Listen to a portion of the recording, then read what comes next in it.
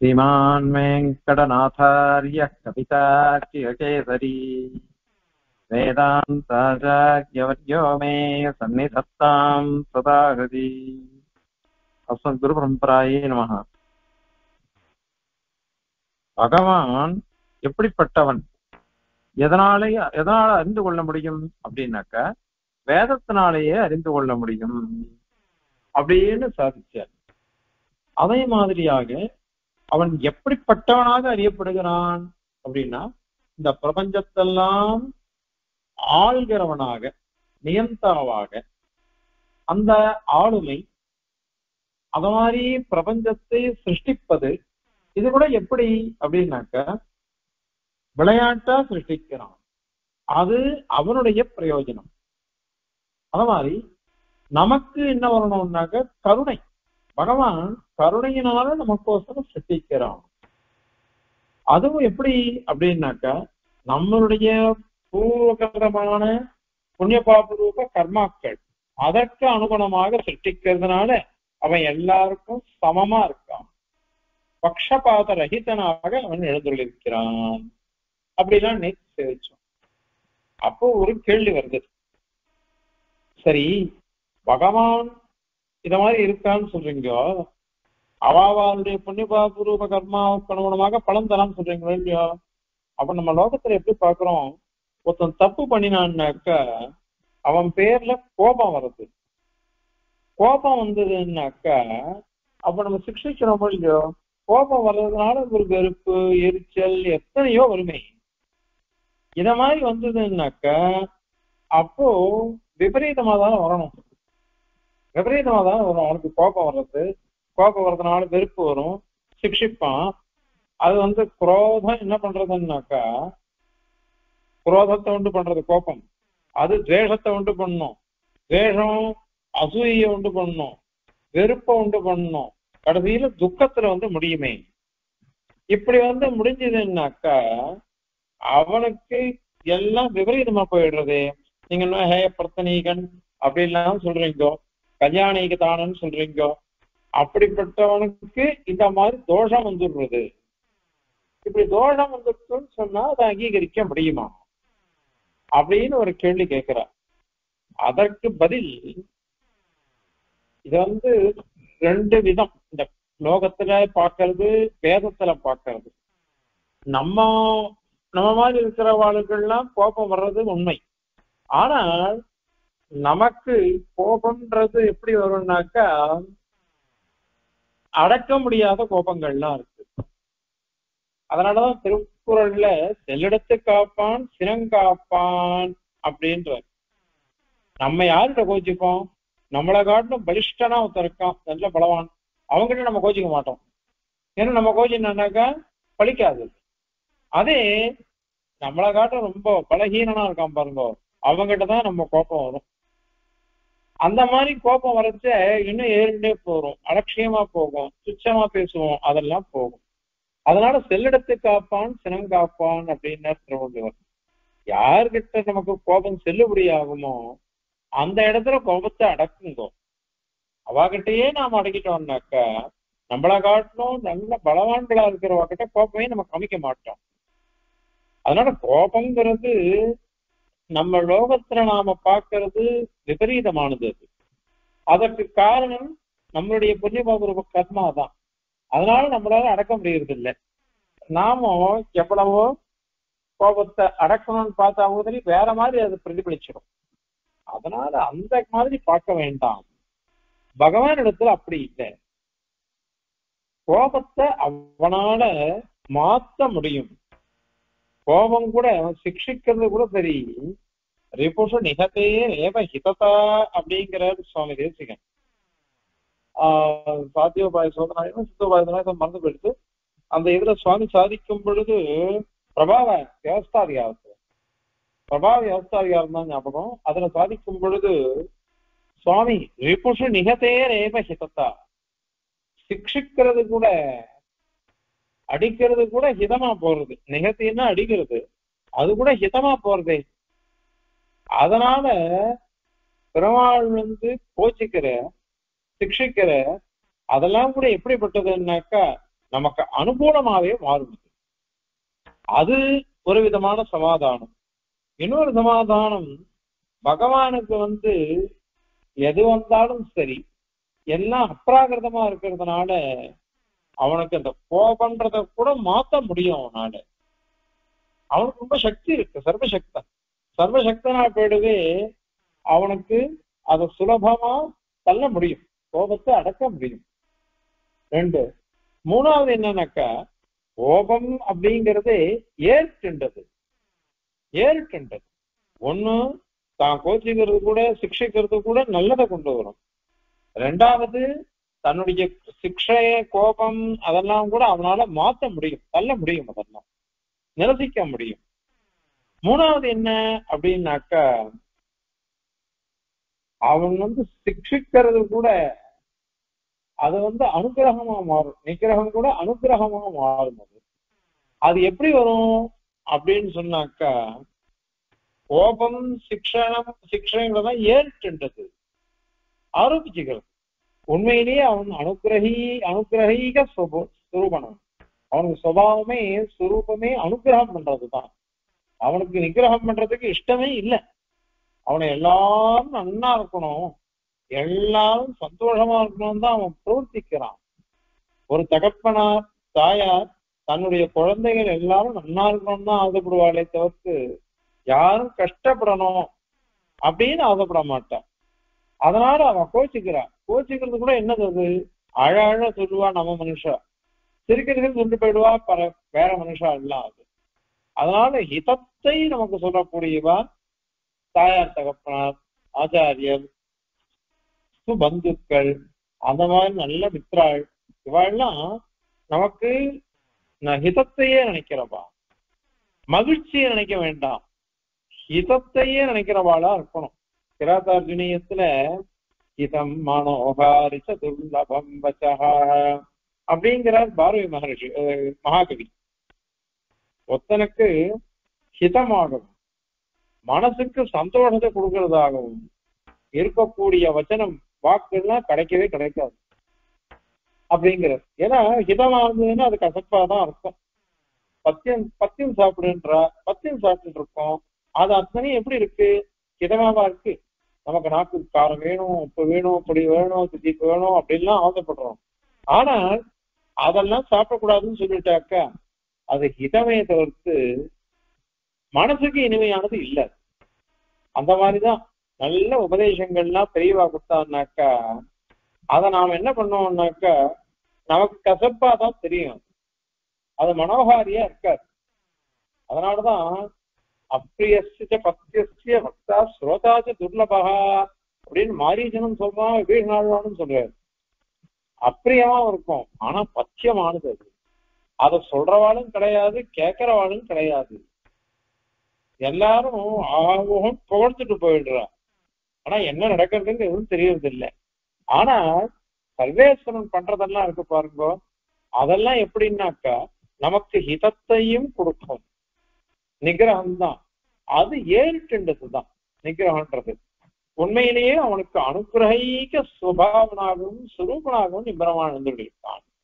அதனால இந்த மாதிரி கோபம் வர்றது அப்படின்றது கூட பிரீதியா மாறினது, நமக்கு பிரீதியாவே ஆயிடாது. ஏன்னா அதுதான் பகவானுடையது. குழந்தைய நம்ம எவ்வளவு வச்சாலும் குழந்தை கடைசியில இருக்கு தூக்கி நினைச்சுருவோமே, அந்த மாதிரிதான் இது. காரணம் என்னன்னா அவன் எல்லையற்ற சக்தியை உடையவன். எல்லையற்ற சக்தியை உடையதா இருக்கிறதுனால அவனுக்கு எந்த ஒரு இதுவும் கிடையாது, ஹேயமும் கிடையாது. அதனால அவன் கோபம் வந்தா கூட அதை மாற்றிடுவான் கோபத்தை. அதனால அது தோஷம் இல்லை அப்படின்னு சொன்னான். சரி, இவ்வளவு தூரம் சொல்றீங்க, பகவான் நீங்க அவாப்த சமஸ்த காமன் அப்படின்னு சொல்றீங்க.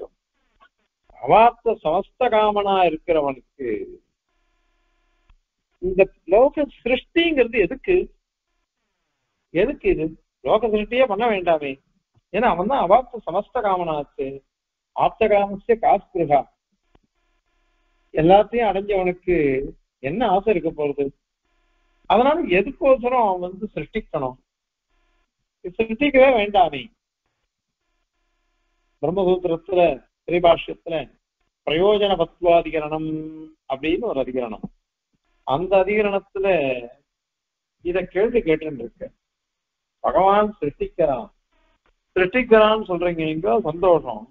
ஆனால் அவனும் அவாப்த சமஸ்த காமன். அவாப்த சமஸ்த காமனா போயிட்டதுனால அவனுக்கு எப்படி இந்த சிருஷ்டி கர்த்திருவம் சிரஷ்டத்துவம் படைக்கிறதுன்னு அவனுக்கு எப்படி ஒத்து போகும்? ஏன்னா சுவார்த்த பிரயோஜனம் இருக்கா அல்லது பரார்த்த பிரயோஜனம் இருக்கா? சுவார்த்த பிரயோஜனம் அப்படின்னாக்கா அவாப்த சமஸ்த காமனா போயிட்டதுனால அவனுக்கு சுவார்த்த பிரயோஜனம் வரவே வராது. எல்லாத்தையும் அடைஞ்சவனுக்கு இது பண்ண வேண்டாமே. பரார்த்த பிரயோஜனம் இருக்கட்டுமே அப்படின்னாக்கா நமக்கோசரம் அவன் சிருஷ்டிக்கிறான்னு சொல்லணும். நமக்கோசரம் சிருஷ்டிக்கிறான்னாக்கா இந்த பிரபஞ்சம் எப்படி இருக்கு? துக்கைக்க தானமா இருக்கு. நீ எதுல போனாலும் துக்கத்துலதான் பரியவசிக்கிறதே தவிர்த்து சந்தோஷத்துல பரியவசிக்கல. எல்லாருக்கும் கஷ்டம் கஷ்டம் கஷ்டம். எதை பார்த்தாலும் ஒரு கஷ்டம் தான் வருது. ஏன்னா மனசுல திருப்தி இல்லை. பூர்ணமாக சுகத்தை அனுபவிச்சே யாரு இருக்கா சொல்லுங்க? எதுலையுமே பூர்ணத்துவம் கிடையாது இல்லையா இந்த லோகத்துல. அதனால எல்லாரும் துக்கம்தான் அனுபவிச்சுட்டு இருக்கா. துக்கத்தையே அனுபவிக்கிறதுனால பரார்த்த பிரயோஜனம் நீ எப்படி சொல்ல முடியும் அப்படின்னு ஒரு கேள்வி வந்தது. அதற்கு சூத்திரக்காரர் என்ன பண்ணிட்டாருனாக்கா லோகவத்து லீலா கைவல்யம் அப்படின்னு சூத்திரக்காரன் சொல்லிட்டு போயிட்டாரு.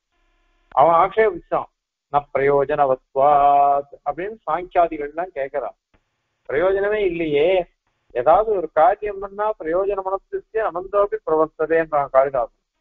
பிரயோஜனத்தை உத்தேசிக்காம முட்டாள் கூட பிரவர்த்திக்கிறது இல்லை. அப்படி இருந்துச்சு இவன் பகவானும் சர்வஜன் சர்வசக்தன், அவனுக்கு என்ன பிரயோஜனம் வரும்னு கேள்வி கேட்டுனான். பிரயோஜனம் இல்லாததுனால அவன் சிருஷ்டிகர்த்தா கிடையாது அப்படின்னு ஆக்ஷேபிச்சான். அதற்கு பதில் லோகவத்து லீலா கைவல்யம் அப்படின்னு சாதிக்கிறார். லோகவத்து லீலா கைவல்யம், லோகத்துல ராஜாக்கள்லாம் இருக்கா, அவளுக்கு எல்லா ஆனந்தமும் வருது. எல்லா ஆனந்தமும் வந்தாலும் அவன் என்ன பண்றான்னாக்கா கந்துகாதி கிரீடைகள்லாம் பண்ற, பந்து வச்சுன்னு விளையாடுறான்.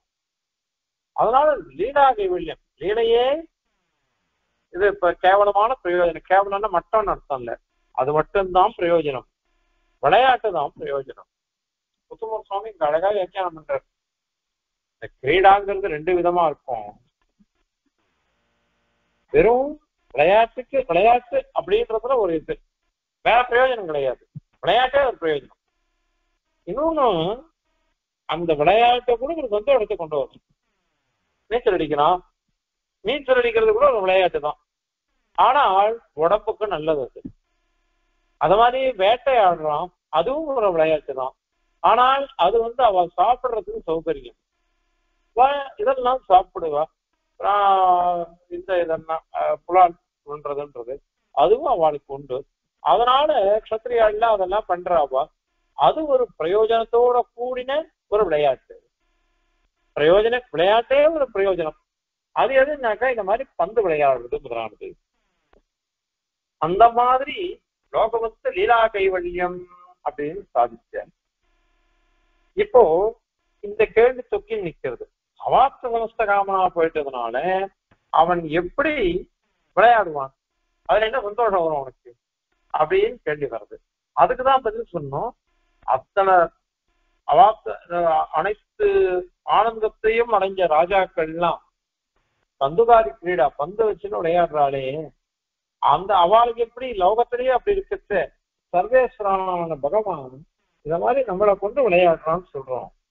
அதனால அது ஒன்றும் தோஷம் இல்லை, அதுவும் ஒரு இது. அப்பவும் அவாப்த சமஸ்த காமனா போயிட்டான். இவாள்லாம் அவாப்த சமஸ்த காமால் கிடையாது. ஏன்னா இவாள்லாம் கர்ம விஷயாலா இருக்கிறவா. கர்ம விஷயாலா இருக்கிற வச்சு நீ பதில் சொல்ற.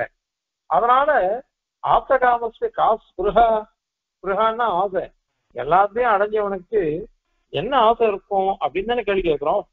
அது எப்படி பதில் சொல்லுவேன் அப்படின்னு கேள்வி வந்ததுன்னாக்கா அதுக்கு அதிகரண சாராவளியும் சமாதானம் சாதிக்கிறார், இங்கேயும் சாதிக்கிறார். இது என்ன அப்படின்னாக்கா அவாத்து சமஸ்த காமன்னா எல்லாத்தையும் அடைஞ்சுட்டவன் அப்படின்னு அர்த்தம் இல்லை. எல்லாத்தையும் அடைந்தவன் அப்படின்னு அர்த்தம் கிடையாது. வேற என்ன அர்த்தம் அப்படின்னாக்கா, இவன் நினைத்த மாத்திரத்துல இவன் சங்கல்பிக்கிறான், சங்கல்பிச்ச உடனே எல்லாம் அவனுக்கு கிடைச்சிடும். அவ்வளவுதான் அவாத்து சமஸ்த காமத்துவம். ஏன் அப்படின்னாக்கா, இத்தனை அவதாரங்கள் ஏன் எடுக்கணும் பெருமாள்?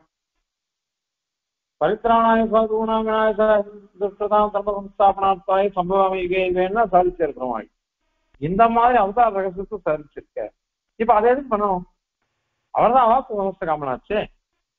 நான் இதுக்கோசம் நான் அவதரிக்கிறேன்றார் அவர். அவர் தான் சத்திய சங்கல்பராச்சே. நினைச்ச மாத்திரம் பண்ணிட்டு போலாமே. அதனால அவாத்து சமஸ்த காமன்னா இதெல்லாம் ஏற்கனவே பண்ணிடுதா ஆயிடும். அத மாதிரி சமஹாத்மா சுதுர் வாசுதேவ சர்வமதி சமஹாத்மா சுதுர்லபகா. இப்படிப்பட்ட ஒரு பக்தன் எனக்கு கிடைக்கிறது ரொம்ப கஷ்டம். இப்படிப்பட்ட பக்தன் கிடைக்கிறான்றதுனால நான் அவ்வளோ இது பண்ணுவேன், நான் ஆனந்தமா நான் இருப்பேன், அவன் நான் விட மாட்டேன் அப்படின்லாம் பெருமாள் சொல்றேன். இப்ப அவாத்து சமஸ்த காமன் தான் நம்ம அவாத்து சமஸ்த காமன்னாக்கா எதுக்கு இதை சொல்லணும்? வாசுதேவ சர்வமதி சமஹாத்மா சுதுர்லபான்னு பெருமாள் ஏன் சொன்னார்? உதாரா சர்வீதே ஞானித்து ஆத்மேய மெய்மதம்னா அப்படி கொண்டாடுறார் பக்தனை. பக்தன் அப்படி கொண்டாடுறாருனாக்கா அப்போ அவாத்து சமஸ்த காமனுக்கு அது மாதிரி கொண்டாடலாமா? எத்தனை கேள்வி வரும்? அதற்கெல்லாம் பதில் இதுதான். அதாவது என்ன அர்த்தம்? இவன் சங்கல்பிப்பான், சங்கல்பிச்சான்னாக்கா எல்லாம் சித்திச்சிடும்.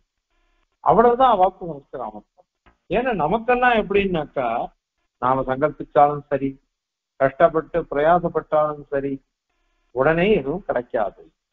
விநாயகம் பிரதர்வானோ ரசையாமாசம் வானவன் பிள்ளையார் பிடிக்க உறங்கா முடிஞ்ச கதை அப்படின்னு வரும். அத மாதிரி வந்திருக்க வேண்டியது, அத மாதிரி வரல பகவானுக்கு. முக்தனுக்கே அத மாதிரி சொல்ல போறோம்.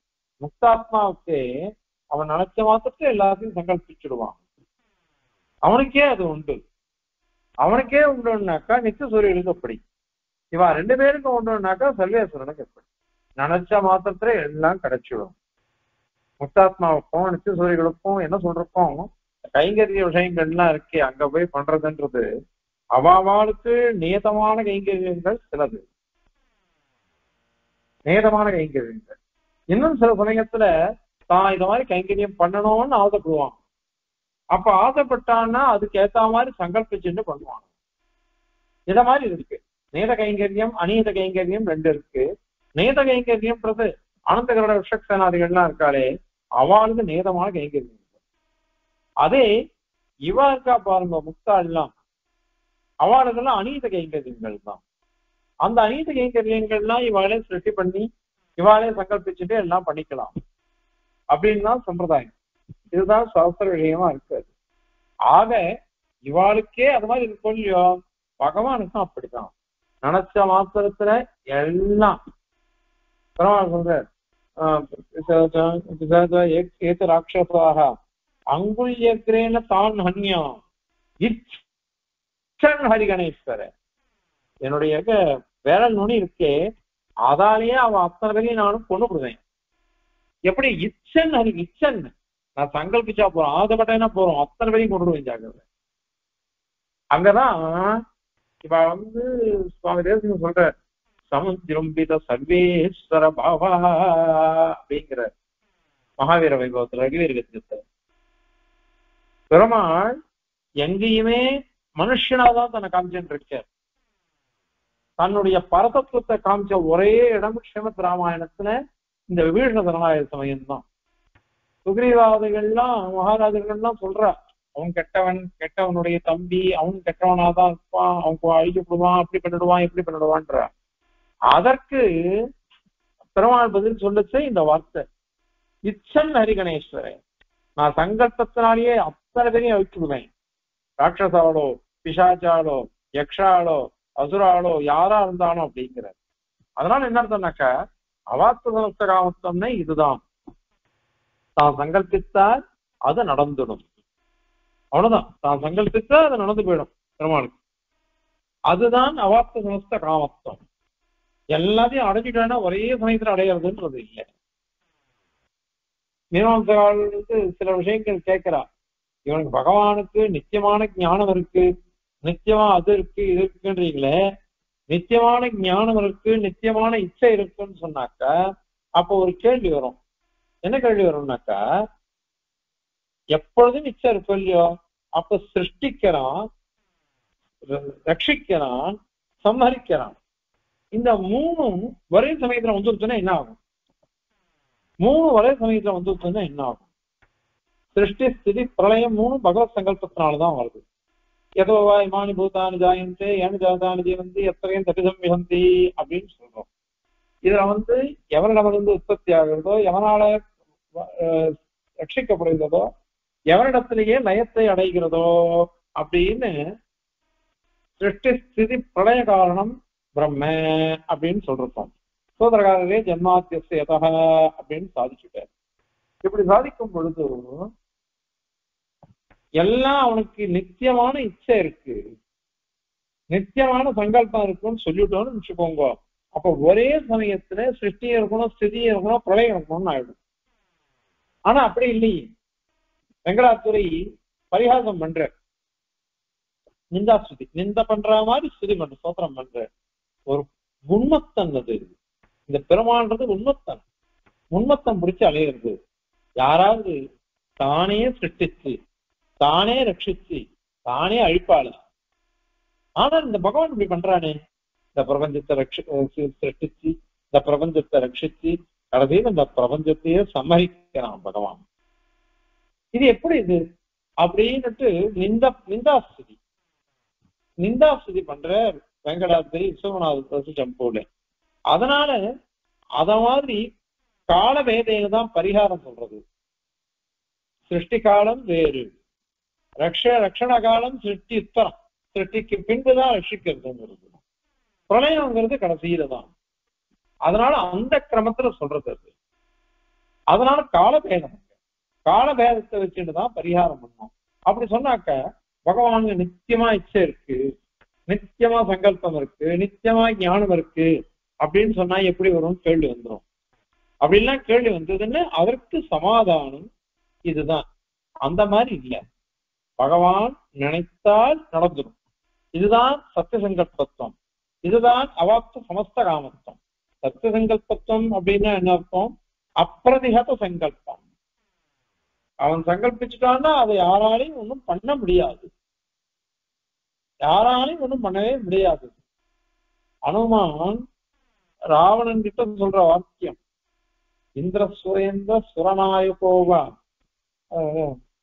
பிரம்மா ஸ்வயம்பூ சதுரானனோவா ருத்ரஸ்திரிணயஸ்திர திரிபுராந்தகோவா இந்திரஸ்வரேந்திர சுரநாயகோவா திராதுன்ன சக்தா யூதி ராமவத்தியம் அப்படின்னு ராவணன் கிட்ட திருவடி சொல்ற வாக்கியம். அனுமார் என்ன சொன்னாருனாக்கா, அவன் பிரம்மா ஸ்வயம்பூன் பேரு, 4 தலை இருக்கு அவனுக்கு, அப்படிப்பட்டவனா இருந்தாலும் சரி. அந்த மாதிரி ருத்ரன் திருநேத்திரன், 3 முக்கன் உடையவனவன், அப்படிப்பட்டவன் திரிபுராந்தகன், திரிபுரத்தையே எரிச்சவன் அவன், அப்படிப்பட்டவன். அது மாதிரி இந்திரன் தேவதைகளுக்கெல்லாம் தலைவனவன், சுரநாயகன், அத்தனை பேருக்கும் நாயகனா இருக்கிறவன், ராஜாவா இருக்கிறவன், அப்படிப்பட்டவனா இருந்தாலும் சரி. திராதம்ன சக்தா யுதி ராமவதி, யுதி யுத்தத்துல ராமனால வதம் பண்ணப்படணும் அப்படின்னு சங்கல்பிச்சுட்ட பெருமாள். சங்கல்பிச்சுட்டாக்கா அவளை யாராலையும் காப்பாற்ற முடியாது.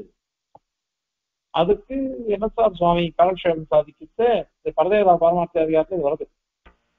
அது சொல்லும் பொழுது சுவாமி சாதிச்ச, இதனால சதுர்முகனோ இந்திரனோ ருத்ரனோ யாரும் பரதேவதை இல்லை, பெருமாள் தான் பரதேவதை அப்படின்னு சாதிக்கிறது போது இது பிரமாணம் அப்படின்னு சாதிச்ச.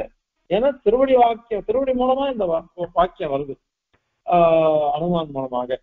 அதனால இப்ப என்ன ஆச்சு, பகவான் சங்கல்பிச்சுட்டான்னு அதை யாராலையும் ஒண்ணும் பண்ண முடியாது. அதனால அப்பிரதிகத சங்கல்பத்துவம் சத்திய சங்கல்பத்துவம். சத்திய சங்கல்பத்துனா என்ன அர்த்தம்னாக்க அது எதிர்த்தே கிடையாது, யாராலையும் எதிர நிக்க முடியாது அந்த சங்கல்பத்துக்கு முன்னாடி. அதனால இது சத்திய சங்கல்பத்துவம் சொல்லப்பட்டது. ஆனால் அவாப்த காமத்துவம் அப்படின்னாக்கா அந்த எம்பெருமான் அவன் சங்கல்பித்தானாக இது எனக்கு வேண்டும் அப்படின்னு சங்கல்பிக்கிறான். அப்படி சங்கல்பிச்சான்னாக்கா அது உடனே கிடைச்சிடும். உடனே கிடைச்சிடும். அதுல யாராலையும் அதை தடுக்க முடியாது. ஏன்னா அவன் கர்ம விஷயம் இல்லை. அவன் அப்ராகிருதமான திருமேனி, ஞானம், சங்கல்பம் இத மாதிரி எல்லாத்தையும் உடையவன். அதனால அவனுக்கு எதுவும் இது வராது, விரோதம் வராது. விரோதம் வராததுனால அவனுக்கு எல்லாமே சரியா அமைஞ்சிடும். இதுதான் அவாப்த காமத்துவம் அப்படின்றது. அதனாலதான் லீலாசு லோகவசியாத் அபிமத சமயே சித்திதஸ்து ஆப்த காமஹா அப்படின்னு சார் அவனுக்கு சொல்றது பிரயோஜனோத்வாதிகரணத்தை. அதனால இந்த பிரபஞ்சத்தை சிருஷ்டிக்கிறதுனா லீலையா இருக்கு. லோகத்துல ராஜாக்கள் விளையாடுற மாதிரி அவாப்த காமம் நீ கேட்டையே, அதுக்கு பதில் உண்டு. இது தெரிஞ்சுக்கோ. அபிமத சமயே அவன் எப்ப ஆசைப்படுறானோ அப்போ சித்தித்தக அவன் எனக்கு இது வேணும்னு சங்கல்பிச்சான்னாக்க அவனுக்கு அது சித்திச்சு வருது. அதனால ஆப்த காமத்துவம் அப்படின்னு அவனுக்கு சித்திக்கிறது அப்படின்னு சாதிக்கிற. இங்க அதையே ஸ்வேச்சாயாம் சர்வசித்தின் வததி பகவதா அவாப்த காமத்துவாதான் இங்க சாதிக்கிறார். மொத்தத்துல இந்த மாதிரி அவாப்த காமத்துவம் அப்படின்னா என்ன அர்த்தம் அப்படின்னு சொன்னாக்க பகவானுடைய சங்கல்பம் வந்துருச்சுன்னாக்கா அந்த சங்கல்பத்தினாலேயே இதெல்லாம் கிடைச்சிடும் அப்படின்னு அர்த்தம். ஆக இப்போ பரமாத்மா வேதைக வேத்தியனாக இருக்கிறான். அதே மாதிரி அவன் பிரபஞ்சத்துக்கு நேதாவாக இருக்கான், சர்வ நியந்தா அப்படின்னு அர்த்தம். இது சரீர லட்சணத்தை சூச்சிப்பிக்கிறது. அதனால விஸ்வநேதாவா இருக்கான். அந்த பிரபஞ்சத்தெல்லாம் இவன் சிருஷ்டிக்கிறான். சிருஷ்டிப்பது எப்படி? விளையாட்டாகவும் கருணையினாலையும் ரெண்டுத்தினாலையும் அவன் சிருஷ்டிக்கிறான். விளையாட்டும் பிடிச்சிருக்க அவனுக்கு, அதுக்கு வசப்பட்டுட்டான். அந்த மாதிரி கருணை ஜீவராசிகளிடத்துல இருக்கிற ஒரு வசந்த அருள் தயை, அது அது தயை அப்படின்னா ஏற்கனவே சொல்லிருக்கோம். தயா அப்படின்னாக்கா பரதுக்க நிராசிகீர்ஷா அப்படின்னு தேவியனுடைய திருவுள்ளம். சில பேர் பரதுக்க துக்கித்துவம் அப்படிங்கிறார். துக்கித்துவம் அப்படின்னு சொன்னாக்கா ஒருத்தியா துக்கத்தை பார்த்துட்டு நானும் துக்கப்பட்டேன்னு வச்சுக்கோங்க, அதனால என்ன பிரயோஜனம்? அந்த துக்கத்தை போக்கடிக்கிறதுல இச்சை வரணும். போக்கடிக்கிறதுல இச்சை, அதுதான் தயனே சர்வசக்தனிவன். சர்வசக்தனா போயிட்டதுனால அவன் தயைங்கிறது இதுதானே, கருணை தானே. பிரத்தியாருடைய துக்கத்தை போக்கடிக்கணும், அதுல அவனுக்கு ஆசை வருது. அதனால அதுக்கு வசப்பட்டுட்டான். அப்படி வசப்படவேதான் அவன் சிருஷ்டிக்கிறான். அந்த சிருஷ்டியும் ஜீவராசிகளுடைய புண்ணியபாப ரூப கர்மானுகுணமா இருக்கு. அதனால அவனுக்கு யாருகிட்டையும் பக்ஷபாதம் பார்க்காம இருக்கான். அவனுக்கு கோபம் வருதே, சிக்ஷிக்கிறானே அப்படின்னு கேட்டாக்க அந்த கோபம் கூட நிகிரகம் கூட அனுகிரகம் தான், அல்லது இது ஏற்கின்றதுதான். இது ஏற்கின்றது. அல்லது இந்த கோபம் இப்ப வருது, உடனே அவனால அதை மாத்திக்க முடியும். பிரத்யஸ்திர மஞ்சளிரதும் தவ நிகிரகாஸ்திரே. ஒருத்தன் கையை கூப்பிட்டான், கையை கூப்பிட்டான்னாக்கா உடனே பெருமாள் என்ன பண்றாருனாக்கா அவனை நிகிரகம் பண்றதை நிறுத்திடுறாரு, அனுகிரகம் பண்ண ஆரம்பிச்சிருவார். அஸ்வத்தாமா நாராயணாஸ்திரத்தை பிரயோகம் பண்ணிட்டார். எல்லாம் புறத்தது பிடிச்சி அந்த சமயத்துல பெருமாள் சொல்றாரு, எல்லாரும் ஆயுதத்தை போட்டுருங்கோ, ஆயுதத்தை போட்டுட்டு படுத்துருங்க. எல்லாரும் கை கூப்பிட்டு படுத்துட்டான். ஆனால் பீமசேன மாத்திரம் கதை எடுத்து அடிக்க போவேன்னு போனான். உடனே பெருமாள் ஒரு தள்ளி அந்த கதையும் தள்ளி விட்டு அவனையும் கீழே தள்ளி விடுறாரு. அதனால அப்படி இது ஊத்துறவே அவனையும் காப்பாத்திட்டார் பெருமாள். இதுதான் நாராயண அஸ்திரத்தினுடைய மகிமை. நாராயண அஸ்திரத்துக்கே இப்படி ஒரு மகிமை இருக்கு. சாட்சான் நாராயணனுக்கு எவ்வளவு மகிமை இருக்கும், எப்படிப்பட்டவன் அவன். அதனால ஒரு அஸ்திரம், எது அஸ்திரம்னா இந்த இடத்துல கை கூப்புறது, அஞ்சலி அல்லது பிரபத்தி, சரணாகதி, உபாயம், பக்தி பண்றது, இப்படி எல்லாம் பண்ணினோம்னாக்க அவன் தானா இறங்கி வந்துருவான். அதனால அவனால மாத்த முடியும். சர்வசக்தனா போயிட்டதுனால கோபத்தையும் மாத்த முடியும். அதனால அவனுக்கு அவாப்த காமத்துவம், சத்திய சங்கல்பத்துவம், சத்திய காமத்துவம் இது அத்தனையும் அற்புதமா சித்திக்கிறது அவன். ஆகவே இதுதான் உனக்கு சொரூபம், இதுதான் வேதைக வேத்தியம். இது அத்தனையும் நாங்க என்னவோ கல்பிச்சுள்ள, எல்லாம் சாஸ்திரம் சொல்றதை வச்சுட்டு தான் சொல்றோம். சாஸ்திரம் சொல்றதை வச்சுட்டு தான் சொல்றமே தவிர்த்து எதையும் நாங்க கல்பிக்கவே இல்லை. கல்பிக்காததுனால ஸ்ருதிதான் பிரமாணம். இவன் வேதைக வேத்தியன், சாஸ்திரீக வேத்தியன், இதை வச்சுட்டுதான் சாஸ்திர யோனித்வாத் அப்படின்னுட்டு சூத்திரக்காரன் சொல்லிட்டு போட்டார். யோனின்னா இங்க பிரமாணம்னு அர்த்தம். சாஸ்திரமே பிரமாணமா இருக்கிறது யாருக்கோ அதுதான் சாஸ்திர யோனின் பிரம்மம் அப்படின்னு அங்க வியாக்கியானம் பண்றாரு. சாஸ்திரம் யோனி எஸ்ய தது சாஸ்திர யோனி தஸ்ய பாவஹா சாஸ்திர யோனித்தம் தஸ்மாத் சாஸ்திர யோனித்வாத் அப்படின்னு அங்க வியாக்கியானம் பண்றோம். சாஸ்திரம் அப்படின்னா இந்த ஸ்ருதி, அதுதான் யோனி பிரமாணம். எதற்கு? பிரம்மத்துக்கு. அதுதான் சாஸ்திர யோனி. அந்த தர்மம் பிரம்மத்துக்கிட்ட இருக்கு, சாஸ்திர யோனித்தம். அதனால சாஸ்திரத்தை பிரமாணமாக உடையவனாதலால் அனுமானத்தினால்தான் தெரிஞ்சுக்க முடியாது. பின்னாடி அதெல்லாம் கண்டனம் பண்ண போறேன், அனுமானத்தெல்லாம் நிறைய கண்டனம் பண்ண போறேன். இப்போ இது சொல்றது இது திருவுள்ளம்.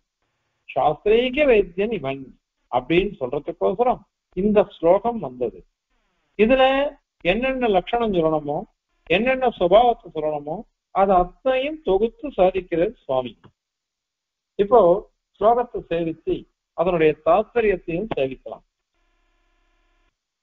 வியாப்தியாத்யவ்யாகுலாபிஹி ஸ்ருதிபிரதிகதஹ விஸ்வநேதா சவிஸ்வம் கிரீடா காருண்யதந்திர சிருஜதி சமதயா ஜீவகர்மானுரூபம் ரோஷோபி பிரீதயேஸ்ய சுனிரத விஷயः தஸ்ய நிசீம சக்தேः ஸ்வேச்சாயாம் சர்வசித்திம் வததி பகவதः அவாப்த காமத்வவாதः அப்படின்னு சாதிக்கிற ஸ்லோகம். முதல் ஸ்லோகம் இதுல கிரமப்பிராப்தம், முதல்ல அச்சேதனம் அப்புறம் சேதனம், இது ரெண்டு முடிஞ்சதுன்னா அடுத்தது ஈஸ்வரம் தானே. போக்தா போக்யம் பிரேரிதாரம் மத்வான்னு ஸ்ருதி சொல்றது. போக்தா ஜீவன், போக்யம் அச்சேதனம், இந்த ரெண்டுத்தையும் சொல்லிட்ட உடனே பிரேரிதா சர்வேஸ்வரன். அதனாலதான் விஸ்வ நேதா அப்படின்னு இங்க சுவாமி சாதிக்கிறார். அதனால அப்படிப்பட்ட கிரமப்பிராப்தமான ஈஸ்வர தத்துவத்தை இங்க நிரூபிக்கிறார். இதுல எது பிரமாணம்? முதல்ல பிரமாணம் தான் முக்கியம். மானாதீனா மேய சித்திகின்னு நேற்று சொன்னோம். பிரமாணத்துக்கு அதீனமாக தான் பிரமேயம் சித்திக்கும். பிரமாணம் இல்லாம இஷ்டத்துக்கு சொன்னா எதுவும் சித்திக்காது. அதுக்கு வியாப்தியாதி அவ்யாகுலாதிபிகி அப்படின்னு சொல்லிட்டார். வியாப்தி, இப்போ வியாப்தின்னாக்கா என்ன அர்த்தம்? வியாபித்து இருக்கிறதுன்னு அர்த்தம். இது அனுமானத்தை வச்சுன்னு சொல்றது. அனுமானம் நிறைய வாட்டி சொல்லியிருக்கோம். ஒருத்தன் என்ன பண்றான், தலையை பண்ற உள்ள போயிடும். அங்க போய் பாக்குறான், புகை வந்துட்டு இருக்கு. புகை எங்கேருந்து வருதுன்னு பார்த்தான், அடுப்புல இருந்து வருது. இப்ப அவனுக்கு தெரியுது, அடிக்கடி பாக்குறான். அடிக்கடி பார்க்கறது எங்க எங்க புகை இருக்கோ அங்கெல்லாம் அக்னி இருக்கும், நெருப்பு இருக்கும் அப்படின்னு தெரிஞ்சுக்கிறான். எத்திர எத்திர தூமாக தத்திர தத்திர வன்னிகி அப்படின்னு அவன் தெரிஞ்சுக்கிறான். இதுக்கு பேரு வியாப்தி அப்படின்னு சொல்றான். வியாப்தி இது இந்த கணக்குல தெரிஞ்சுக்கலாம். ஒருத்தன் என்ன பண்ணா, இவரு பெரிய மதகு இருக்கு, ஜலம் தேங்குற மதகு இருக்கு. அந்த மதகுல நானு வன்னியை பார்த்தேன், நெருப்பை பார்த்தேன் அப்படின்னு ஒருத்தன் சொல்றான். அப்போ இது தோஷம். ஏன்னா அங்க ஜலமே இருக்க, ஜலம் தான் இருக்கும். ஜலத்துல போய் எப்படி நெருப்பு இருக்கும்? அது வரவே வராது. ஜலம் இருக்கிறதுனால அங்க நெருப்பே இருக்காது. இதுல தோஷம்னா வந்துடும். இது தோஷம், அது தோஷம், அப்படி அப்படின்னு நிறைய அதை சொல்றா. நையாயி காலத்தான் இதுக்கெல்லாம் நிறைய சொல்ற. அனுமானம்னு ஒண்ணு சொன்னாக்கா அதுல பல தோஷங்கள் வரும். அந்த மாதிரி தோஷம்லாம் இல்லாதது வியாப்தியாதி அவ்யாகுலாதிபி. வியாப்தியாதி அவ்யாகுலாதிபி தான் இது இருக்கு. ஆனா ஆதிசப்தம் போட்டதுனால அதுல என்னென்ன தோஷங்கள்லாம் சொல்ல முடியுமோ அதெல்லாம் சேர்த்துக்கணும் அப்படின்னு அர்த்தம். அதெல்லாம் இல்லாது. அதெல்லாம் இல்லாதது அப்படின்னாக்க வேதம் இருக்கு பாருங்க, அதுல இந்த மாதிரி தோஷம் எதுவும் வரவே வராது. வேதம் என்ன சொன்னாலும் அது பிரமாணமாகத்தான் இருக்கும். கடைசியில எல்லாம் சொல்ல போற சொதப்பிராமான்யம் சொதப்பிராமான்யம் அப்படின்னு சொல்லுவ. சொதப்பிராமான்யம்னா என்ன சொன்னாக்கா, ஒரு கயரை பார்த்துட்டு பாம்பு அப்படின்னு ஒருத்தனுக்கு ஞானம் வந்தது. கயரை பார்த்துட்டு பாம்புன்னு ஞானம் வந்ததுன்னாக்கா அப்ப என்ன ஆகும்னா இது பாம்பு இல்லை, இது கயிறு தான் அப்படின்னு ஒருத்தன் சொல்லணும். ஒருத்தன் சொன்னாதான் அந்த ஞானமே நமக்கு போகும். அந்த அஜ்ஞானம் வந்தது பாருங்க, அது அப்பதான் போகும். அதனால இது அதுக்கு சொதப்பிராமான்யம் இல்லை, பரத்தக அப்பிராமான்யம். இன்னொரு ஞானம் வந்தாதான் அது சித்திக்கிறது. இது பாம்பு இல்லை, இது கயிறு தான் அப்படின்னு ஞானம் வந்ததுன்னு வச்சுக்கோங்க. அப்பதான் இந்த பாம்பு ஞானம் முதல்ல வந்தது அது போகும். அதனால இது முதல்ல வந்த ஞானமானது, பாம்புன்னு வந்த ஞானமானது அப்பிரமாணம் அப்படின்னு எப்படி தெரிஞ்சது? இன்னொரு ஞானம் வந்தது, இது பாம்பு இல்லை அப்படின்னு ஒரு ஞானம் வந்தது. அந்த ஞானத்தினாலதான் இது வந்தது. அதனால பரதக அப்பிராமான்யம்னு சொல்றார். இது மீமாம்சகன் ஒத்துக்கிறான், நையாயிகனும் ஒத்துக்கிறான் எல்லாம்.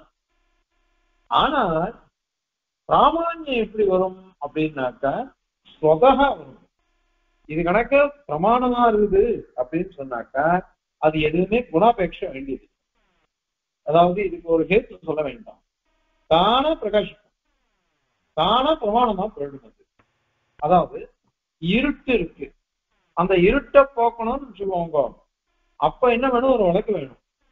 ஆனா வெளிச்சம் இருக்குச்சு, அதுக்கு ஒரு வழக்கு வேணாம் பாருங்க, தானா தெரியுது இல்லையோ.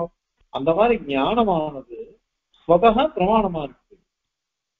ஸ்வதக பிரமாணமா இருக்கு அப்படின்னாக்கா அதுக்கு இன்னொரு அபேட்சையே கிடையாது. இத பொதுவா ஞானத்துக்கு ஒத்துட்டு இருக்கா மீமாம்சகர், வேதாந்திகளும் ஒத்துட்டு இருக்கா. அந்த மாதிரி இவா வேதாந்திகள், மீமாம்சகர், சாங்கியர் அவளும் இதை ஒத்துட்டு இருக்கா. ஏன்னா இது ஸ்வதக பிரமாணம். பிரமாணங்கிறது ஸ்வதக வரும், தானாவே பிராமான்யம் சித்திச்சிடும். அப்பிராமான்யத்துக்கு ஒண்டிதான் இத மாதிரி வேணும், இது நல்ல ஞானம் இல்லை அப்படின்னு சாதிக்கிறதுக்கு ஒரு ஞானத்தை அபேட்சிக்கும். பிராமான்யத்துக்கு அது தேவையில்லைன்னு ஒத்துட்டு இருக்கா. இது ஒத்துட்டு இருக்காங்க. இதுதான் சித்தாந்தமே, இதுதான் எல்லாருக்குமே தெரியறது. மனத்திலேயே பட்டுடும். ஒருத்தரை பார்க்கிறோம், ஒருத்தரை பார்த்தான்னாக்கா இவர் நல்லவர் அப்படின்னு தெரிஞ்சுக்கிறது. அதே இவர் கெட்டவன் தெரியணும்னாக்கா அந்த கெட்டவன்றதுக்கு நமக்கு நிரூபிக்கணும். நல்லவன் பார்த்தா சில பேரை பார்த்து இருபத்தி குணாத்தான் மிகப்பந்தியே ஸ்வயம் நை கஸ்தூரிகா மோதா சபதேன விபாகியதே அப்படிங்கிறா நீதிதாசர் இருக்காரா. அதாவது ஒருத்தருக்கு நல்லது இருந்துன்னு வச்சுக்கோங்க, அது தானே பிரகாசிக்கும். அதுக்கு உதாரணம் கஸ்தூரி, சந்தனம், இதுக்கு வாசனை இருக்குன்னு யாராவது நிரூபிக்கணுமா? அது வாசனைகளும் தானே தெரியுது, நல்ல வாசனை கபகமான்னு வருது. எனக்கு இதுல போயிருந்தேம்மா, அகவல் இடத்துல இருந்தேன். அகவல் இடத்துல இருக்கு வெள்ளிவிடம் திருக்குமார் இருக்க பிரபு சுவாமி, லட்சுமி சுவாமி. அந்த சுவாமி என்ன பண்ண, நாங்க 4 பேர் வந்துட்டு இருந்தோம். சந்தனம் கொண்டு வந்து பிரதிமனுக்கு சாத்தின சந்தனம் அற்புதமா எடுத்துது. என்ன வாசனை, கமாண்டுட்டாரு. அதான் நீ கொஞ்சம் போது சொன்னா அப்புறம் ஒத்திரியத்துல வச்சுட்டேன். ஒத்திரிய முழுக்க வாசனை அப்படி இருக்கு. இப்ப இதுக்கு யாரும் சபதம் பண்ண வேண்டாம், சந்தனத்துல வாசனை இருக்கு அப்படின்னு சொல்ல வேண்டியது. அதனால பிராமான்யம் கூட இப்படிதான். ஞானம் வந்ததுன்னா அது பிரமாணம்னா தானா தெரிஞ்சிடும். இப்ப எதுக்கு இந்த மாதிரி சொல்லணும்னாக்கா, லோகத்துல இது அப்பிரமாணம் அப்படின்னு சொல்றதுக்கெல்லாம் அது துஷ்டமான ஞானம், தவறான ஞானம், அஜ்ஞானத்தினால வந்தது. அதனால அது அப்பிரமாணம்னு சொல்றோம். ஆனால் லோகத்துல பிராமாணிக ஞானமே நல்லது, சரியா இருக்கு அப்படின்னாக்கா வேதம் வேதம் எப்படிப்பட்டது? அது பரமப்பிரமாணமா இருக்கு. அது ஏன் அப்படின்னா அதுல கண்ணு தெரியல, காது கேட்கல அப்படின்னு ஒண்ணு சொல்ல முடியாது. அதே மாதிரி மனுஷா புழுகிறா இல்லையா, அந்த மாதிரிலாம் புழுகிறதுக்கு அங்க ஒண்ணுமே கிடையாது. ஏன் அப்படின்னா வேதம் அபௌருஷே. நேற்றைய சொன்னோம் எழுதா கிளவி. எழுதா கிளவியா போயிடுவே, அது என்ன சொன்னாலும் சரியாதான் இருக்கும். அந்த வேதத்துக்கு பக்ஷபாதம்ன்றதே கிடையாது. அதனால இந்த மாதிரி வியாப்தி, லோகத்தில் இருக்கிற தோஷங்கள் அதனாலெல்லாம் படுத்தப்படாதது, கஷ்டப்படுத்தப்படாதது, தோஷமற்றதுன்னு அர்த்தம். அதனால ஸ்வதக பிரமாணம், ஸ்வதக பிரமாணமா இருக்கக்கூடிய ஸ்ருதிபி, வேதங்கள்னால விஸ்வநேதா, இந்த பிரபஞ்சத்துக்கே பிரபுவா இருக்கிறவன் அந்த பரமாத்மாவானவன் அதிகசகா, சந்தேகமில்லாமல் நிச்சயமாக அறிந்து கொள்ளப்பட்டான். அதனால இவன் இருக்கான் அப்படின்னாக்க அதுக்கு பிரமாணம் எது? வேதம்தான் பிரமாணம். வேதத்தை தவிர்த்து எதுவுமே பிரமாணம் கிடையாது அப்படின்னு அர்த்தம். அது சரி, நீ விஸ்வ நேதான்னு சொல்லிட்ட, நீ விஸ்வ நேதான்னு சொன்னியானாக்கா அவனுக்கு யார் நேதா அப்படின்னு கேட்டு வரும் இல்லையோ? அவனுக்கு யாருமே கிடையாது. அவனுக்கு அவனே ஈஸ்வரன். பூம வித்தியில நாரதர் கேட்கிற சனத்குமாரர் கிட்ட, ச பகவான் கஸ்மின் பிரதிஷ்டிதா, அவன் எது, அவனுக்கு ஆதாரம் எது? அந்த பூம சப்த வாக்கியான எம்பெருமான் அவனுக்கு ஆதாரமாக எது இருக்கு அப்படின்னு கேள்வி கேட்கிறார் நாரதர். அதற்கு பதில் சனத்குமாரன் சொல்றார், ஸ்வே மகிம்னி பிரதிஷ்டிதா, தன்னுடைய மகிமையிலே பிரதிஷ்டிதமா இருக்கான் அவன். அவனாலே அவனுக்கு அனன்யாதாரம்னு அர்த்தம். அவனுக்கு ஆதாரம் யாருமே கிடையாது, அனன்யாதாரமா இருக்கான். அதனால அனன்யாதாரனா இருக்கிறவன் அவன். அப்படிப்பட்டவன் விஸ்வ நேதாவா இருக்கான், விஸ்வபதியா இருக்கான். அவனே விஸ்வ சிரஷ்டாவாகவும் இருக்கான். பிரபஞ்சத்தை சிருஷ்டிப்பவன் யார் என்றால் அவன்தான். சகா, அந்த பகவான் ஈஸ்வரன் கிரீடா காருண்ய தந்திரகா, கிரீடைக்கும் காருண்யத்துக்கும் வசமா போயிட்டான். விளையாட்டுக்கும் வசப்பட்டுட்டான், கருணைக்கும் வசப்பட்டுட்டான். நாமளே இப்படிதான் இருக்கோம். நமக்கே ஒருத்தர் கஷ்டப்படுறத பார்த்தாக்கா மனசு ரொம்ப துடிச்சு போயிடும். நமக்கே அப்படின்னா அவனுடைய குழந்தைகளாச்சு நாம எல்லாரும். அதனால நம்ம கஷ்டப்படுறத பார்த்துட்டு அவனுக்கு கருணை வருது. விளையாட ஆரம்பிச்சவன் கூட கருணையினால எல்லாத்தையும் பண்றான். அதனால அவன் பரவசனா இருக்கான். ஆனா சரி, கருணா பரவசன்னா அவன் ஏன் இந்த மாதிரி துக்கமயமான பிரபஞ்சத்தை சிருஷ்டிக்கிறான் அப்படின்னு கேட்டாக்கா, சமதையா பக்ஷபாதரை தான் இருக்கான். பக்ஷபாதமே அவனுக்கு கிடையாது. அதனால இதம் ஜெகத், இந்த பிரபஞ்சத்தை ஜீவ கர்மானுரூபம் சிருஜதி, ஜீவன் ஜீவராசிகள் அவளுடைய நானாவிதமான புண்ணியபாபரூபமான கர்மாக்கள் அதுக்கு ஏத்த மாதிரி சிருஜதி, நானாவிதமா சிருஷ்டிக்கிறான். நானாவிதமா சிருஷ்டிக்கிறான். விபஸ்சித்துன்னு அவனுக்கு பேரு. விபஸ்சித்து அப்படின்னாக்கா பலவிதமாக ஆலோசிச்சு பண்றவன் அர்த்தம். பலவிதமாக ஆலோசிக்கிறோம்னா என்ன அர்த்தம்? லோகத்துல எத்தனை ஜீவராசிகள், அத்தனை ஜீவராசிகள் எவ்வளவு புண்ணியபாபூர்வ கர்மாக்கள் அனுஷ்டிச்சிருக்கா, அது அத்தனைக்கும் பலன் கொடுக்கணும். அத்தனைக்கும் பலன் கொடுக்கணும்னா அதுக்கு ஏத்த மாதிரி சிருஷ்டிக்கணும். அப்படி சிருஷ்டிக்கிறதுனால இவன் சமமா சிருஷ்டிக்கிறான். சமம் அப்படின்னாக்க பக்ஷபாதம் இல்லாம சிருஷ்டிக்கிறான், அவ்வளவுதான். எல்லாரும் ஒரே மாதிரி சிருஷ்டிக்கிறான்னு அர்த்தம் இல்லை. அதனாலதான் ஒருத்தருக்கு சித்திப்பு பிடிக்கிறது, ஒருத்தருக்கு காரம் பிடிக்கிறது, ஒருத்தருக்கு ரெண்டுமே பிடிக்கிறது இல்லை. சித்திப்பே சாப்பிட்டு இருந்தவன் எனக்கு சித்திப்பே பிடிக்க மாட்டேன்றது இப்போ அப்படின்னு சொல்றான். காரம் சாப்பிட்டு இருந்தவன் சித்திப்பு சாப்பிட ஆரம்பிச்சுடுறான். ஏன் அது அப்படின்னா அவனுடைய கர்மா தான் அதுக்கு காரணம். அதனால அவனுடைய கர்மானுகுணமாக நானாவிதமாக இவன் சிருஷ்டிக்கிறான் அவன். சரி, இப்படி பண்ணினோம்னாக்க ஜீவராசிகள்லாம் பலவிதமா இருக்காளே, அதுல சில பேர் அனுகூலமா பிரவர்த்திப்பா, சில பேர் பிரதிகூலமா பிரவர்த்திப்பா, சில பேர் அனுபயாளா இருப்பா. தேசிகன் சாஸ்திரிய நியமனாதிகாரத்திலாம் சாதிக்கிறார். அதை சாதிக்கும் பொழுது அனுகூலால் பிரதிகூலால் அதுக்கப்புறம் அனுபயாள் அப்படின்னு அனுகூலமா இருக்கிறவாள்லாம் பகவத் பக்தாள், பிரதிகூலா இருக்கிறவாள்லாம் பகவத் தேசிகள். அனுபயாள்னாக்க ரெண்டும் கிடையாது, வெறும் சம்சாரத்துல உழன்னு இருக்கிறவா அப்படின்னா பிரிச்சு சாதிச்சிருக்கார் சுவாமி இங்க. அதனால இப்போ அனுகூலமா யார் இருக்காளோ அவாகிட்ட பகவான் பிரீதியை காமிப்பான், பிரதிகூலமா இருக்கிறவாகிட்ட கோபத்தை காமிப்பான், நிகிரகத்தை பண்ணுவாங்க. இப்ப கோபம் வந்ததுன்னு வச்சுக்கோங்களேன், அது எங்க போய் முடியும்? துவேஷம், குரோதம், மாத்சரியம், வெறுப்பு, இப்படிதானே போய் முடியும். அப்படி முடிஞ்சதுன்னாக்க அவனுக்கும் துக்கம் இருக்குன்னு அர்த்தம் வந்துருமே, பகவானுக்கும் துக்கம் வந்துருதுன்னு ஆயிடுமே. அவனும் சாஸ்திரம் என்ன சொல்லி எடுத்து ஆனந்தோ பிரம்மே திவ்யஜானாத் அப்படின்னு சொல்லிட்டு எப்பொழுதும் ஆனந்தத்தை அனுபவிக்கிறவன் அப்படின்னு சொல்லிட்டு போயிடுச்சு. அதுக்கு என்ன பதில் சொல்ல போறீங்கோ அப்படின்னாக்கா ரோஷோபி பிரீதயஸ்யாத், அதாவது அவன் நிச்சயம சக்தன். சீமா அப்படின்னா எல்லைன்னு அர்த்தம், நிச்சயமான எல்லையற்ற சக்தியை உடையவன். அப்படிப்பட்ட பரமாத்மா சத்திய பரமாத்மாவுக்கு சுனிரச விஷய, எந்த விஷயத்துல அவனுக்கு கோபம் வருதோ அந்த கோபத்தை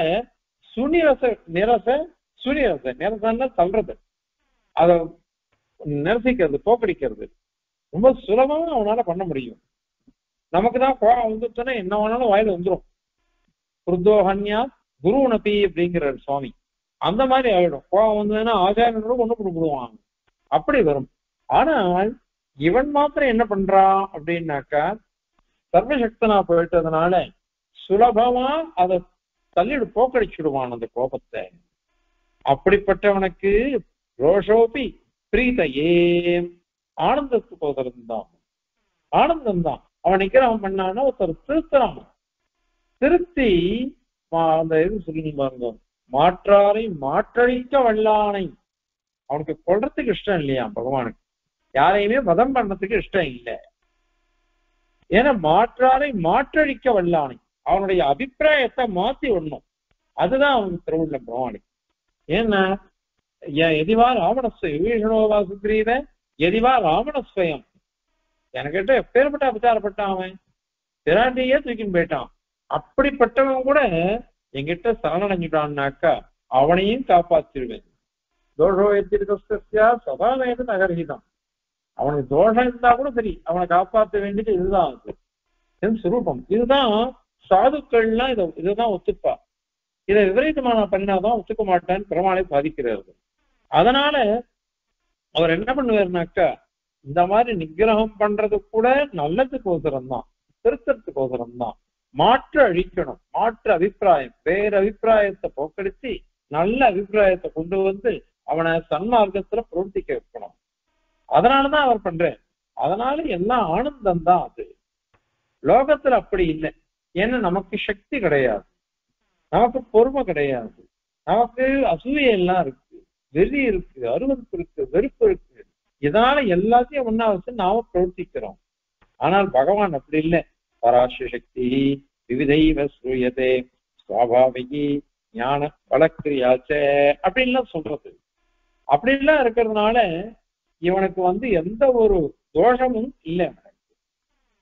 சரி, இவ்வளவு சொல்றது, இந்த பரமாத்மா ஜெகத்தெல்லாம் சிருஷ்டிக்கிறான்ற இது சுவார்த்தமா பரார்த்தமா சொல்லு. சுவார்த்தம்னா என்ன அர்த்தம்? லீலாஜன்யமான ஆனந்தம் அப்படின்னு நீ சொல்ல. சரி, ஆனால் அவன் அவாப்த சமஸ்த காமன் தானே. அவனுக்கு அவாப்த சமஸ்த காமனா போயிட்டாக்கா அவனுக்கு எதுக்கு இந்த பிரபஞ்ச சிருஷ்டி இல்லை, எதுவுமே வேண்டாமே அப்படின்னு கேள்வி வரும். அதனால அவாப்த சமஸ்த காமத்துவன்றது ஒத்துக்கவே முடியாது. இன்னொன்னு, இப்ப லீலையினால சிருஷ்டியாகிற லீலை, அதனால ஒரு ஆனந்தம் வருது அப்படின்னு சொன்னாக்கா முதல்ல அவனுக்கு அந்த ஆனந்தம் இல்லைன்னு அர்த்தம். இப்ப புதுசா ஆனந்தத்தை அவன் உற்பத்தி பண்ணிக்கிறான், திருப்பி அவனுக்கு உற்பத்தி ஆகுறது அப்படின்னு அவனுக்கு அர்த்தம் வந்துடும். அப்படியானாக்கா அவன் எப்பொழுதும் ஆனந்த சுரூப்னாவே இருக்கான் அப்படின்னு நீ சொல்ற. அந்த ஆனந்தம் இல்லையே இப்போ. இப்பதான் புதுசா ஆனந்தம் வருது சிருஷ்டினால, விளையாட்டுனால அப்படின்னு வந்துருவேன். அப்ப அவாப்த காமத்தும் அடிபட்டு போயிடுவேன் அப்படின்னு கேள்வி வந்துடுறது. அதற்கு சொல்ற பகவதா எம்பெருமானுக்கு அவாப்த காமத்துவ பாதகம், எல்லா காமங்களும் இருக்கு, அவன் பூர்ணன் அப்படின்றது கூட ஸ்வேச்சாயாம் தன்னுடைய இச்சை இருக்கு. அவன் ஆசைப்படுற சமயத்துல சர்வ சித்திம் ஆசைப்பட்டான்னு அப்பயே வந்துடும். அததான் வதத்தி சித்திம் வதத்தி. எப்ப அவன் ஆசைப்படுறானோ அப்போ அவனுக்கு அனைத்தும் வந்துடும். எப்ப எப்ப எதை எதை ஆசைப்படுறானோ அப்பெல்லாம் அவனுக்கு கிடைச்சிடும். அதுதான் இங்க சொல்லப்படுறது. அதனால அவாப்தன்னா இது என்ன அர்த்தம் சாதிக்கிற, அருகம்னு அர்த்தம். நான் ஆசைப்பட்டா எனக்கு கிடைக்கிறதுக்கு தகுதி இருக்கு அந்த வஸ்துக்கள்லாம் அப்படின்னு அர்த்தம். பகவான் சங்கல்பிச்சுட்டான்னு அதெல்லாம் கிடைச்சிடும். எல்லாம் கிடைக்கிற மாதிரி அவனுக்கு அருகதை இருக்குன்னு அர்த்தம். அதுதான் அவாப்த. இந்த அப்தன்னு ஒரு பிரத்யம் இருக்கு, அதுக்கு அருகார்த்தத்துல பிரத்யம் அது. அந்த மாதிரி சொன்னதுனால எல்லா ஆசைகளும் அவனுக்கு வந்துடும், ஒன்னும் பரவாயில்லை. அவன் சங்கல்பிச்சுட்டானே எல்லாம் வந்துடும். அதனால இப்படிப்பட்ட ஒரு காமன ஆசை இருக்கு பாருங்க அது. அதனாலதான் காமயத்தை பிரஜா ஏதி அப்படின்றது உபனிஷத்து. சக அகாமயத்தை, அவன் ஆசைப்பட்டான் சங்கல்பிச்சான்னு அர்த்தம். அது அகாமயத்தை பதப்பிரயோகம் பண்ணி கொடுத்து உபனிஷத்து. அவன் ஆசைப்பட்டான், அவன் சங்கல்பித்தான், சங்கல்பிச்ச உடனே இந்த பிரபஞ்சம் எல்லாம் சிருஷ்டிக்கப்படுறதுன்னு அர்த்தம் ஆகுது. அதனால இவனுக்கு ஒரு தோஷமும் கிடையாது. இப்படி வர்றதுனால இந்த பிரபஞ்சம் அத்தனையும் அவனுடைய சங்கல்பப்படிதான் இயங்கிறது. அது அத்தனையும் அவன் இஷ்டப்படி அவனுக்கு கிடைக்கிறது. அத மாதிரி யாருக்கு நிக்கிரகம் பண்றானோ அதெல்லாம் அவனால போக்கடிக்க முடியும். இப்படி எல்லாம் சொல்லப்பட்டதுனால எந்த ஒரு தோஷமும் எம்பெருமானுக்கு கிடையாது அப்படிங்கிறத இந்த ஸ்லோகத்தினால அனுகிரகிக்கிறார் சுவாமி. இப்போ ஸ்லோகத்தை சேவிக்கலாம். வியாத்யாத்ய வியாகுலாபிஹி ஸ்ருதிபிரதிகதஹ விஸ்வநேதா ச விஸ்வம் क्रीडा कारुण्यतन्त्रः सृजति समतया जीवकर्मानुरूपम् रोषोऽपि प्रीतये स्यात् सुनिरसविषयः तस्य निस्सीमशक्तेः स्वेच्छायां सर्वसिद्धिं वदति भगवतः अवाप्तकामत्ववादः। कवितार्किकसिंहाय कल्याण गुणशालिने श्रीमते वेंकटेशाय वेदांत गुरवे नमः। अस्मद्गुरुपरम्परायै नमः।